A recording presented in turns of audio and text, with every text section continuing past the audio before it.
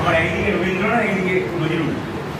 আজকে এই মুহূর্তে উল্লেখ করবে এই কারণেই রবীন্দ্রনাথকে স্মরণ করতে সমাবেত হয়েছে এবং যার পক্ষে সমাবেত হয়েছে তিনি নজরুল।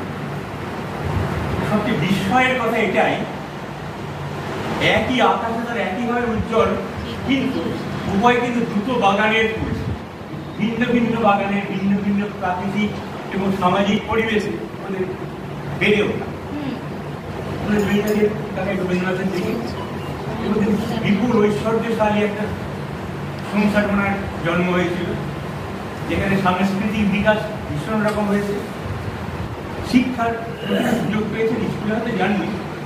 অর্থাৎ তার বিকশিত হওয়ার যে চারদিকে পরিস্থিতি ছিল, অবশ্যই একজন মানুষের বিকশিত হওয়ার পক্ষে খুবই সহজ এবং মানে উন্নত একটা পরিস্থিতি। এবার যদি আমরা তাকে নজরুলের দিকে, ওনার জন্ম হয়েছিল মুসলিম পরিবারে, গ্রামে, শিক্ষার তেমন সুযোগ তিনি পাননি, দারিদ্র্যের মধ্যে থেকে বড় হতে হয়েছে এবং অসংখ্য সমস্যার মধ্যে তার বাল্যকালটা কেটেছে।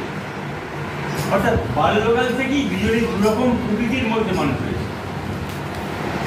এবার যদি উভয় প্রকৃতির দিকে লক্ষ্য রাখি, রবীন্দ্রনাথ কিন্তু স্থিতত্ব, সহিষ্ণু, প্রশান্তির মূর্ত প্রতি, একদম তার শেষ জীবন প্রতি। আর নজরুল প্রথম থেকেই তিনি বেপরোয়া, উচ্ছ্বাস তার কথায়, তার আচরণে, তার জীবনযাত্রায় বাঁধন ধরা তার একটা বিশেষণ। সম্পূর্ণ দুটো ভিন্ন প্রকৃতিতে, ভিন্ন পরিবেশে এবং ভিন্ন মানসিকতার মানুষ হয়েও এমন একটা সময় এলো উভয় কিন্তু এক জায়গায় মিলে গেলেন। সেটাই বিষয়, সবচেয়ে বড় বিষয়। যখন মাত্র 20 বছর বয়স নজরুলের, তার লেখা বেরোচ্ছে,